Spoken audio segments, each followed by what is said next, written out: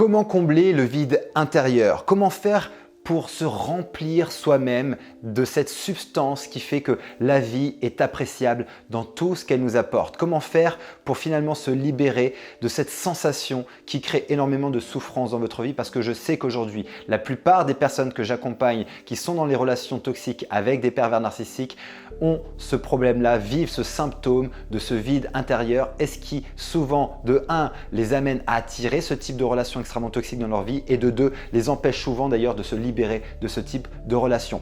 Bonjour à vous, ici Fabien Arnoux, votre coach pour vous extraire définitivement et vous libérer définitivement de ce type de relations hautement destructrices avec des pervers narcissiques et des manipulateurs, afin d'être libre, mais surtout de vivre une véritable renaissance. Mais avant d'aller plus loin, si vous n'êtes toujours pas abonné à cette chaîne YouTube, je vous propose maintenant de cliquer sur s'abonner, sur la petite cloche de notification, afin d'être tenu au courant de mes prochaines vidéos pour vous aider et vous accompagner au quotidien à vous extraire de ce type de relations hautement destructrices. Sachez également que j'ai mis en place un test parfaitement gratuit que vous retrouverez juste ici, afin d'identifier à 100% si vous êtes bel et bien aujourd'hui face à un pervers narcissique.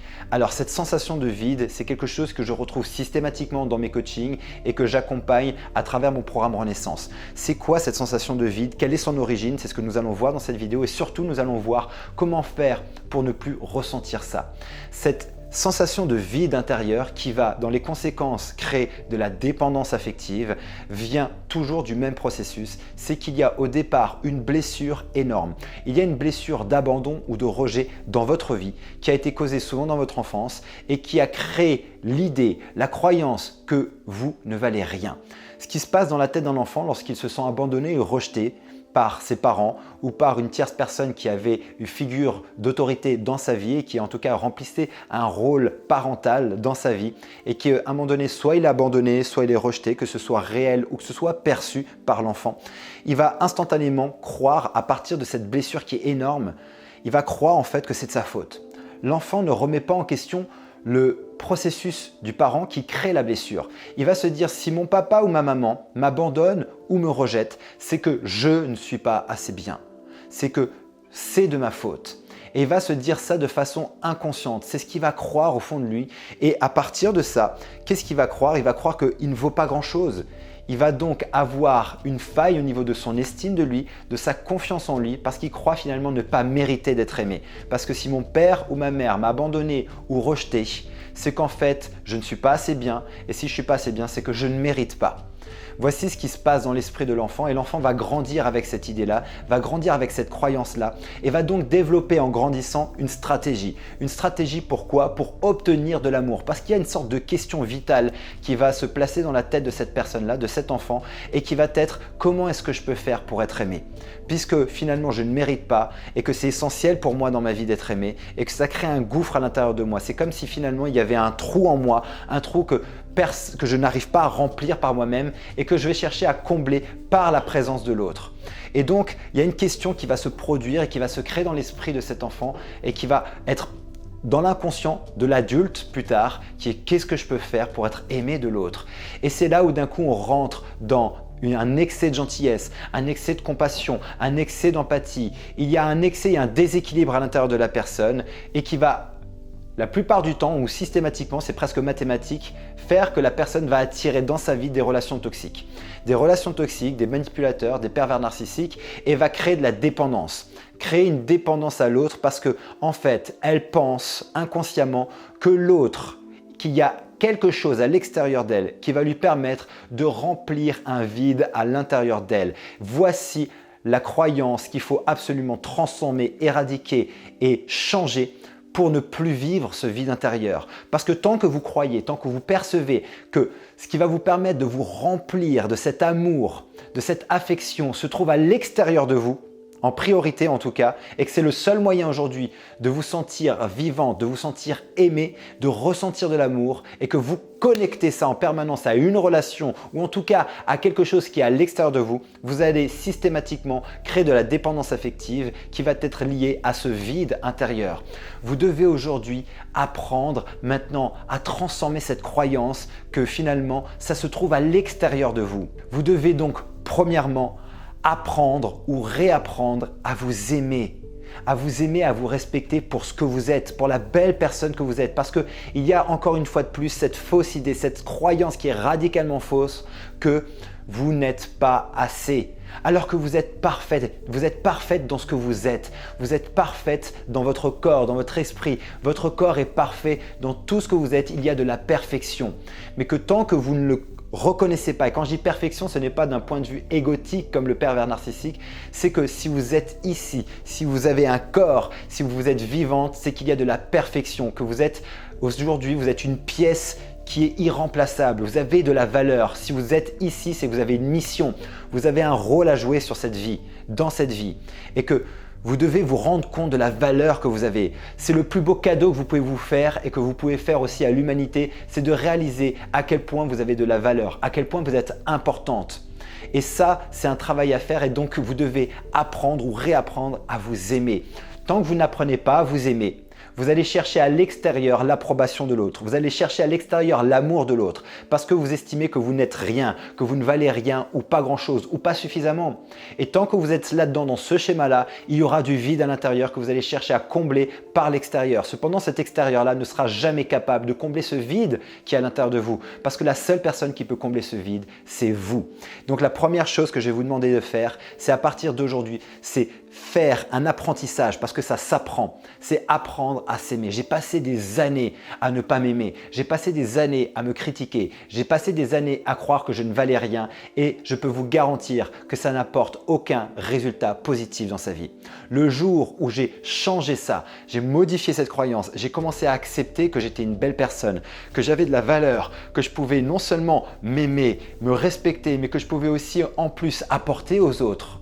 Ça a commencé à radicalement changer ma vie et ma perception de ce que je suis. Parce que lorsque vous changez la perception de ce que vous êtes et que vous comprenez que vous avez de la valeur, que vous acceptez ça et que vous commencez à vous aimer pour ce que vous êtes, mais également pour ce que vous n'êtes pas et que vous apprenez à embrasser tout ce que vous êtes et tout ce que vous n'êtes pas, vous commencez radicalement à changer votre vie. Donc la première chose que je vous demande de faire, c'est aujourd'hui apprenez à vous aimer et à vous respecter.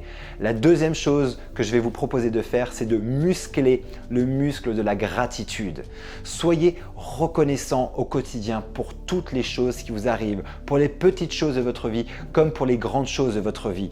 Faites en sorte de reconditionner votre esprit au quotidien pour vous connecter chaque jour au moins une fois à un moment de votre journée où vous pouvez être reconnaissante, où vous pouvez dire merci à la vie pour ce qu'elle est en train de m'apporter. Ça peut être un rayon de soleil, ça peut être un oiseau, ça peut être un nuage, ça peut être une conversation, ça peut être une vidéo, ça peut être un audio, ça peut être une lecture, ça peut être tout simplement le fait de respirer, de pouvoir respirer, d'avoir des yeux pour voir, d'avoir des mains pour toucher, d'avoir un corps pour ressentir, d'avoir un cœur qui bat, d'avoir des jambes pour marcher.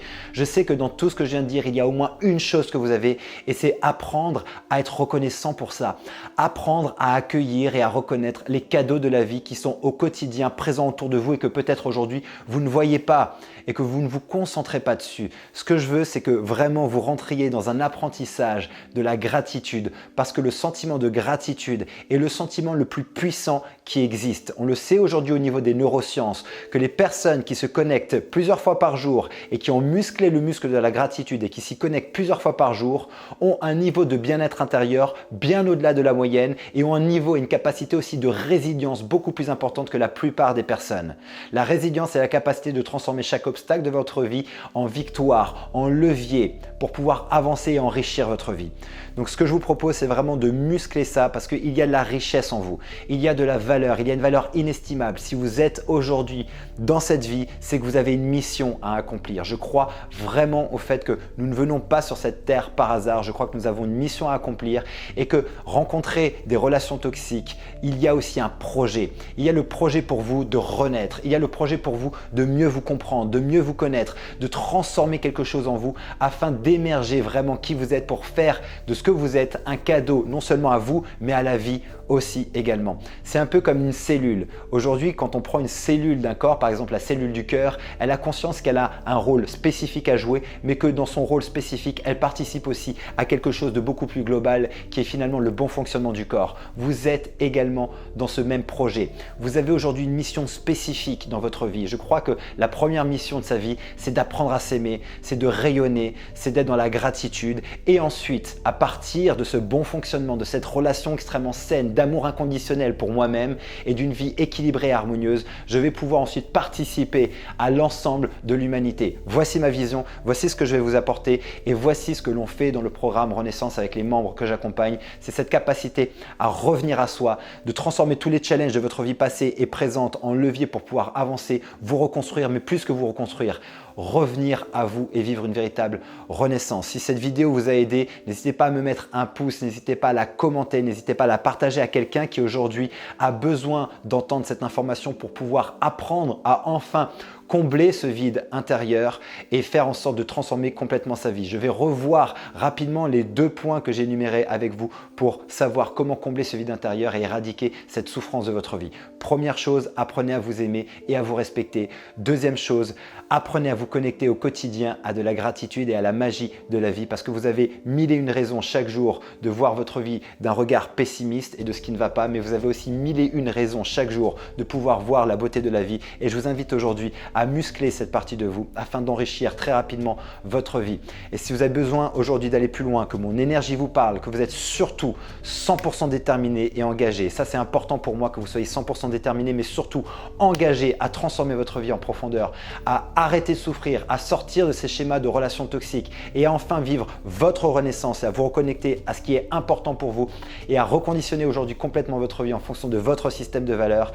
Prenez rendez-vous pour une session de diagnostic. On fera le point ensemble sur votre situation et je vous parlerai du moyen le plus rapide et le plus efficace pour vivre cette véritable renaissance. Vous retrouverez le lien juste en dessous de cette vidéo. Il vous suffira de cliquer dessus.